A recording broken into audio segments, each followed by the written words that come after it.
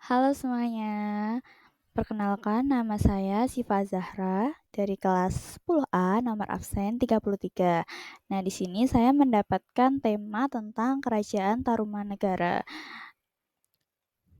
Sini saya akan menjelaskan beberapa materi yang akan saya jelaskan yaitu ada latar belakang Kerajaan Tarumanegara, masa kejayaan Kerajaan Tarumanegara, kehidupan masyarakat pada saat zaman Kerajaan Tarumanegara, dan juga raja-raja yang memimpin Kerajaan Tarumanegara, sama fase kemunduran Kerajaan Tarumanegara dan bukti peninggalan.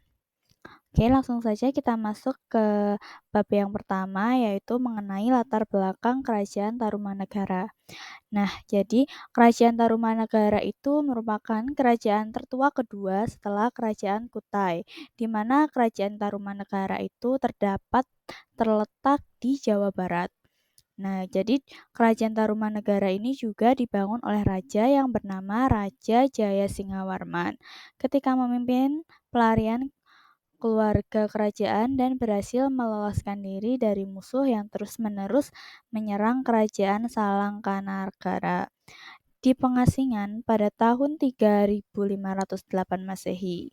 Jayasinghawarman mendirikan kerajaan baru di tepi Sungai Citarum, di mana ini terletak di Kabupaten Banten, Lebak Banten, yang diberi nama Tarumanegara. Nah, kata Tarumanegara ini diambil dari nama tanaman yang bernama tarum, yaitu tanaman yang dipakai untuk ramuan pewarna benang tenunan dan pengawet kain yang banyak sekali terdapat di tempat ini. Tanaman tarum tumbuh di sekitar Sungai Citarum. Selain untuk pengawet kain, tanaman ini merupakan komoditas ekspor dan juga merupakan sumber devisa pemasukan terbesar bagi Kerajaan Tarumanegara pada zaman itu. Nah, di sini juga saya akan menjelaskan secara etimologi kata Tarumanegara. Secara etimologi, kata Tarumanegara berasal dari kata Taruma dan negara, di mana negara sendiri memiliki arti yaitu kerajaan atau negara. Sedangkan Taruma berasal dari kata Tarum, yang merupakan nama sungai yang membelah Jawa Barat, yaitu Citarum. Pada muara Citarum ditemukan pecandian yang luas, yaitu Pecandian Batujaya dan juga Pecandian Cibuaya, di mana pecandian tersebut diduga merupakan peninggalan kerajaan Tarumanegara. Nah, Kerajaan Tarumanegara ini juga didirikan oleh Raja Dirajaguru Jayasinghawarman pada tahun 358 Masehi, yang kemudian digantikan oleh putranya yang bernama Dharmayawarman, di mana pada saat Raja Jayasinghawarman ini wafat pada tahun 382 Masehi, yang dikuburkan di tepi Kali Gomati. Sedangkan putranya wafat pada tahun 395 Masehi, yang dimakamkan atau dikuburkan di tepi Kali Chandrabaga. Nah, jadi sekarang kita akan membahas pada bab yang kedua, yaitu mengenai masa kejayaan Kerajaan Tarumanegara. Jadi, Kerajaan Tarumanegara dapat mencapai masa kejayaannya pada saat dipimpin oleh pemerintahan oleh Raja Purnawarman, di mana Raja Purnawarman sendiri merupakan raja ketiga dari Kerajaan Tarumanegara. Di masa pemerintahan Raja Purnawarman, luas wilayah Kerajaan Tarumanegara hampir setara dengan luas Jawa Barat pada saat ini loh. Raja Purnawarman adalah raja besar. Hal ini dapat kita ketahui dari prasasti Ciaretun yang isinya ini dua kaki yang seperti kaki Dewa Wisnu ialah kaki yang mulia Sang Purnawarman, raja di negeri Taruma, raja yang gagah berani di dunia. Jadi pada masa kejayaannya itu Tarumanegara mengalami perkembangan pesat. Selain dengan memperluas wilayahnya, dan juga sekitarnya, kerajaan melalui ekspansi dari kerajaan-kerajaan kecil di sekitar kekuasaannya. Raja Purnawarman juga membangun berbagai infrastruktur yang mendukung perekonomian kerajaannya juga loh. Adapun salah satunya adalah Sungai Gomati dan Sungai Chandrabaga. Kedua sungai ini selain untuk mencegah terjadinya banjir pada saat musim hujan, bisa juga berperan penting dalam pengairan lahan pertanian sawah yang dulu menjadi salah satu penggerak kehidupan ekonomi masyarakat Kerajaan Tarumanegara. Masa kepemimpinan Raja Purnawarman dianggap sebagai masa kejayaan Kerajaan Tarumanegara. Selain itu juga karena kemampuan kerajaan yang mampu berkorban 1.000 ekor sapi saat pembangunan kedua sungai itu. Nah, untuk mengenai masa kejayaan cukup segitu. Selanjutnya kita akan membahas mengenai bab yang ketiga, yaitu mengenai kehidupan masyarakat. Di sini saya mengambil 2 poin penting, yaitu tentang kehidupan sosial masyarakatnya dan juga kehidupan ekonomi masyarakatnya. Yang pertama yaitu mengenai kehidupan sosial masyarakat Kerajaan Tarumanegara.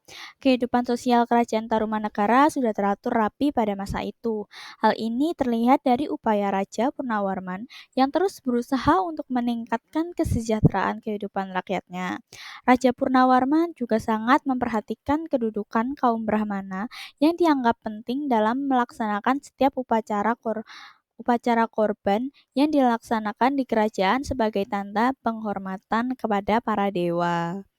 Untuk yang selanjutnya yaitu mengenai kondisi ekonomi masyarakat Tarumanegara pada masa itu. Prasasti Tugu menyatakan bahwa Raja Purnawarman memerintahkan rakyatnya untuk membuat sebuah terusan sepanjang 6.122 tombak. Pembangunan terusan ini mempunyai arti ekonomis yang besar bagi masyarakat karena dapat dipergunakan sebagai sarana untuk mencegah banjir serta sarana lalu lintas pelayaran perdagangan antar daerah di Kerajaan Tarumanegara dengan dunia luar. Juga perdagangan dengan daerah-daerah di sekitarnya. Akibatnya, kehidupan perekonomian masyarakat Kerajaan Tarumanegara sudah berjalan teratur pada masa itu. Nah, jadi begitu adalah informasi mengenai kehidupan ekonomi masyarakat pada Kerajaan Tarumanegara saat itu. Untuk yang selanjutnya adalah mengenai silsilah Raja Kerajaan Tarumanegara. Untuk yang pertama kali yang adalah bernama Raja Singawarman, di mana kita ketahui Raja Jaya Singawarman ini merupakan pendiri pertama kali Kerajaan Tarumanegara. Dia berasal dari India. Beliau juga menjabat sebagai raja selama 358 Masehi sampai dengan 382 Masehi. Untuk yang raja kedua yaitu bernama Dharmayawarman, di mana Raja Dharmayawarman ini merupakan putra dan penerus dari Raja Jaya Singawarman. Beliau memimpin sebagai raja selama dari 382 Masehi sampai dengan 395 Masehi. Lalu untuk selanjutnya raja yang ketiga yaitu adalah Raja Purnawarman, di mana kita ketahui Raja Purnawarman ini merupakan raja yang memimpin pada masa puncak kejayaan Kerajaan Tarumanegara. Purnawarman ini merupakan cucu dari Jaya Singawarman. Ia juga membangun ibu kota baru yang bernama Sundapura pada masa kejayaannya. Lalu untuk raja yang keempat yaitu ada Raja Wisnuwarman, di mana Raja Wisnuwarman ini memimpin pada tahun 434 Masehi sampai dengan 455 Masehi. Untuk raja yang selanjutnya yaitu ada Raja Indrawarman. Raja Indrawarman ini juga memimpin selama 455 tahun Masehi sampai dengan 515 Masehi. Lalu yang selanjutnya ada Raja Chandrawarman. Raja Chandrawarman ini juga memimpin pada tahun 515 Masehi sampai dengan 535 Masehi. Untuk yang selanjutnya juga ada raja yang bernama Suryawarman yang memimpin pada tahun 535 Masehi sampai dengan 561 Masehi. Yang selanjutnya juga ada raja yang bernama Kertawarman, di mana Raja Kertawarman ini juga memimpin pada tahun 561 Masehi sampai dengan 628 Masehi. Lalu untuk lanjut raja selanjutnya yaitu ada Raja Sudawarman yang memimpin pada tahun 628 Masehi sampai dengan 639 Masehi. Untuk raja selanjutnya yaitu ada Raja Hariwangsawarman yang dimana raja tersebut memimpin pada tahun 639 Masehi sampai dengan 640 Masehi. Lalu yang selanjutnya ada Raja Nagajayawarman. Raja Nagajayawarman ini memimpin pada tahun 640 Masehi sampai dengan 666 Masehi. Lalu untuk yang terakhir yaitu ada raja yang bernama Raja Lingawarman. Raja Lingawarman ini memimpin pada tahun 666 Masehi sampai dengan 669 Masehi, di mana Raja Lingawarman ini merupakan raja terakhir dari Kerajaan Tarumanegara. Jadi, Kerajaan Tarumanegara ini dipimpin oleh 12 raja yang silsilahnya itu sudah urut seperti pada nomor yang di PPT. Jadi seperti itu teman-teman mengenai silsilah raja-raja dari Kerajaan Tarumanegara. Jadi untuk bab selanjutnya saya akan membahas mengenai fase kemunduran Kerajaan Tarumanegara. Jadi pada tahun 669 Masehi, Raja Lingawarman atau raja terakhir Tarumanegara digantikan oleh menantunya yang bernama Tarusbawa. Linggawarman sendiri memiliki dua orang putri yang putri sulung yang bernama Manasih yang menjadi istri Tarusbawa dari Kerajaan Sunda. Lalu untuk putri yang kedua bernama Sobakencana yang menjadi istri Dapuntayang Sri Nasa pendiri dari Kerajaan Sriwijaya. Jadi secara otomatis tahta kekuasaan Tarumanegara jatuh kepada menantunya dari putri sulungnya, yaitu Tarusbawa. Nah, jadi kekuasaan Tarumanegara itu berakhir karena beralihnya tahta kepada Tarusbawa ini. Ia lebih memilih mengembangkan kerajaan Sunda yang sebelumnya merupakan kerajaan daerah yang berada dalam kekuasaan Tarumanegara. Atas pengalihan kekuasaan ke kerajaan Sunda ini, kerajaan lain yang bernama Kerajaan Galuh memutuskan untuk berpisah dari kerajaan Sunda. Akhirnya, wilayah bekas kerajaan Tarumanegara dibagi menjadi dua sehingga kekuatan kerajaan Tarumanegara menjadi lemah dan itu merupakan fase kemunduran dari kerajaan Tarumanegara. Lalu untuk yang selanjutnya adalah pada tahun 686 Masehi, kerajaan Tarumanegara runtuh ditaklukkan oleh Dapuntahayang Salendra, yaitu Raja Sriwijaya dari Kedah. Dalam prestasi Dukan bukit yang ditemukan di dekat Palembang mempunyai angka tahun 605 Caka atau sama dengan 683 Masehi, menerangkan tentang perjalanan penjelajahan Raja Dapuntahayang Sri Jayanaca. Raja berangkat dari Minangtauman dengan armada berkekuatan 2.000 tentara dan menaklukkan beberapa daerah sehingga menjadi Palembang sebagai bandar pelabuhan terbesar di Sumatera.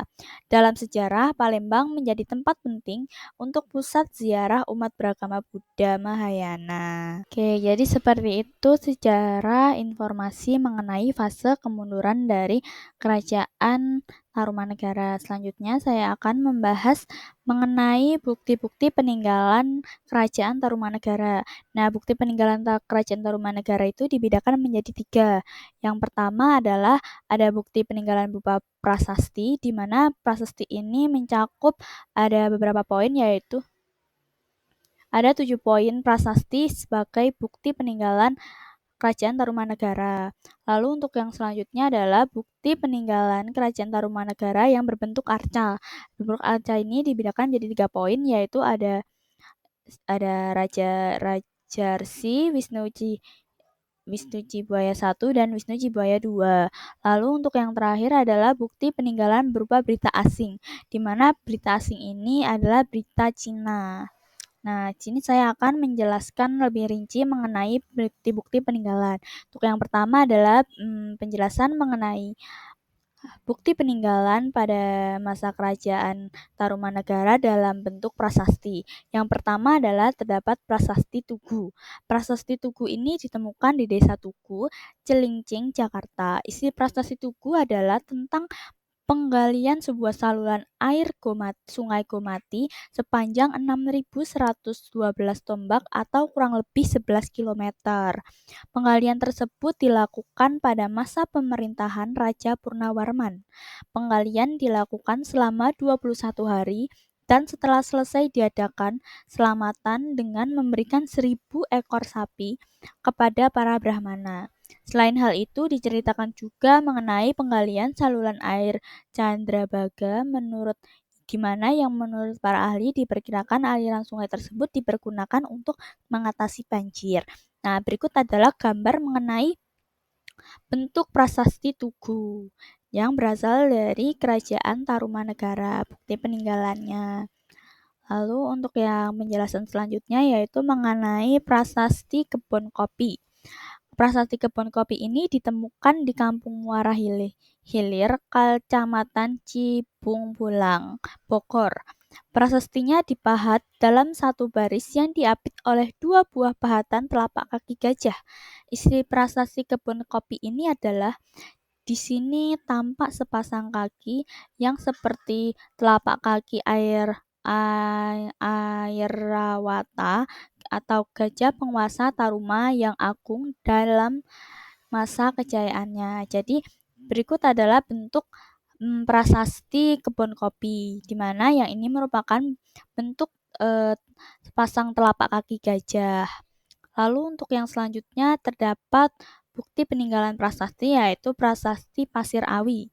Inskripsi prasasti Pasir Awi ini terdapat di sebuah bukit yang bernama Pasir Awi di kawasan perbukitan Desa Sumakmur, Jonggol, Bogor. Inskripsinya tidak dapat dibaca karena inskripsi tersebut lebih berupa gambar atau piktograf daripada tulisan. Di bagian atas inskripsi terdapat sepasang telapak kaki. Jadi, ini kan bentuk dari gambar prasasti Pasir Awi, di mana di sini tidak terdapat tulisan tetapi terdapat gambar-gambar kaki. Jadi inskripsinya tuh belum jelas. Namun ini tetap masih bentuk salah satu bukti peninggalan dari Kerajaan Tarumanegara. Lalu untuk yang selanjutnya adalah prasasti Ciaruteun, di mana prasasti Ciaruteun ini ditemukan di Kampung Muara Desa Cirutun Hilir, Kecamatan Cibungbulang, Bogor. Prasasti Ciaruteun ini terdiri atas 2 bagian, yaitu inskripsi A yang dipahatkan dalam 4 bahan tulisan beraksara Palawa dan bahasa Sanskerta, serta inskripsi B yang terdiri atas 1 baris tulisan yang belum dapat dibaca dengan jelas. Namun inskripsi A disertai gambar dan telapak kaki. Adapun isi inskripsi A adalah isi dari inskripsi A yang berkata seperti ini. Ini atau bekas 2 kaki yang seperti kaki Dewa Wisnu adalah kaki yang mulia Sang Purnawarman, raja di negeri Taruma, raja yang gagah berani di dunia. Nah, itu adalah isi dari inskripsi A. Adapun isi dari inskripsi B yang telah berusaha dibaca oleh beberapa ilmuwan atau sarjana tetapi hasilnya belum memuaskan atau belum ditemukan yang intinya ya, jadi oleh J.L.A. Brandes, inskripsi B tersebut dibaca seperti itu. Jadi belum tahu jelas mengenai isi dari inskripsi B. Untuk yang prasasti selanjutnya adalah prasasti Lebak. Prasasti Lebak atau prasasti Cidanghyang ditemukan di Banten. Pada prasasti ini ditemukan tulisan yang berbunyi, "Inilah tanda keperwiraan, keagungan, dan keberanian yang sesungguh-sungguhnya dari Raja Dunia, yang mulia Purnawarman, yang menempati panji sekalian raja." Nah, jadi bentuk dari prasasti Lebak itu adalah seperti ini, teman-teman. Untuk yang selanjutnya adalah terdapat prasasti Muara Cianten. Prasasti Muara Cianten ini terletak di Muara Kali Cianten, muka Kampung Muara, Desa Ciuretun Hilir, Cibunghuang, Bogor. Inskripsi prasasti ini belum dapat dibaca dan diperhatikan dalam bentuk aksara yang menyerupai suluran-suluran. Oleh para ahli disebut dengan aksara ikal. Jadi isi dari prasasti Muara Cianten ini belum diketahui dan belum dapat terbaca. Untuk prasasti yang terakhir yaitu adalah prasasti Jambu. Prasasti Jambu terletak di sebuah bukit Kolenggak, Desa Parakan, Muncang, Nanggung, Bogor. Inskripsi prasasti ini ditulis dalam 2 baris tulisan dengan aksara Palawa dan juga bahasa Sanskerta. Isi prasasti Jambu adalah gagah, mengagumkan, dan jujur terhadap tugasnya, adalah pemimpin manusia yang tiada taranya, yang termasyhur Sri Purnawarman, yang sekali waktu di Tarumanegara, yang bujuzirahnya yang terkenal tiada dapat ditembus senjata musuh. Ini adalah sepasang telapak kakinya yang senantiasa berhasil menggempur musuh, hormat kepada para pangeran, tetapi merupakan duri dalam daging musuh-musuhnya. Jadi isi dari prasasti Jambu ini lebih ke untuk Raja Purnawarman. Ini adalah bentuk dari prasasti Jambu ya, teman-teman. Nah, itu adalah prasasti terakhir dari Kerajaan Tarumanegara. Jadi prasasti Tarumanegara itu terdapat 7 buah ya, teman-teman.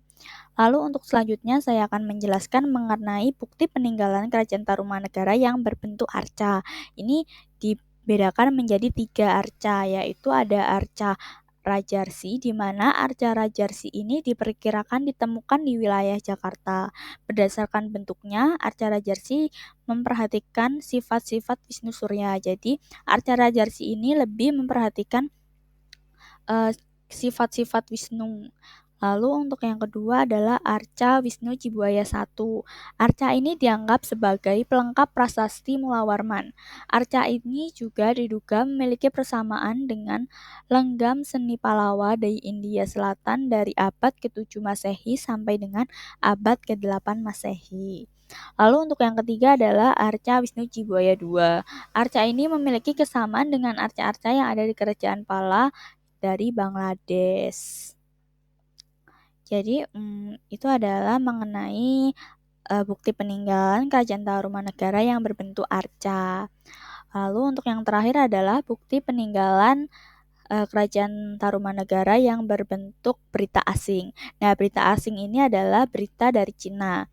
Nah, berita Cina ini berasal dari zaman dinasti Tang yang disebutkan bahwa seorang pendeta yang bernama Fa Hien telah terdampar di pantai utara Pulau Jawa pada tahun 414 Masehi ketika ia hendak kembali ke India, ke negerinya, Cina. Dalam catatan perjalanannya, ia menyebutkan bahwa di daerah pantai utara Pulau Jawa, bagian barat telah dijumpai masyarakat yang mendapat pengaruh Hindu dari India. Masyarakat tersebut oleh Fa Hien diperkirakan menjadi bagian dari masyarakat Kerajaan Tarumanegara. Itu adalah mengenai berita Cina yang merupakan salah satu bentuk peninggalan Kerajaan Tarumanegara dalam bentuk berita asing. Jadi, Kerajaan Tarumanegara memiliki bukti peninggalan berupa 7 buah prasasti 3 buah arca dan juga 1 buah berita asing. Oke teman-teman, jadi ini adalah informasi terakhir yang dapat saya sampaikan mengenai bukti penanggalan dari sejarah Kerajaan Tarumanegara. Lalu untuk selanjutnya adalah daftar pusaka yang saya ambil untuk mengisi PPT saya, yaitu saya mengambil dari 6 sumber. Sumber intinya yaitu saya mengambil dari modul belajar Ilmu Pengetahuan Sosial Sejarah. Ini adalah buku LKS pelajaran sejarah kelas 10. Lalu untuk sumber-sumber lainnya saya mengambil melalui web-web ini, 5 ini. Jadi untuk mengisi PPT saya ini saya mengambil 6 sumber yang saya masukkan ke PPT saya. Lalu dari presentasi yang dapat saya sampaikan mengenai sejarah tentang Kerajaan Tarumanegara. Terima kasih telah mendengarkan video saya. Semoga bermanfaat untuk kita semua.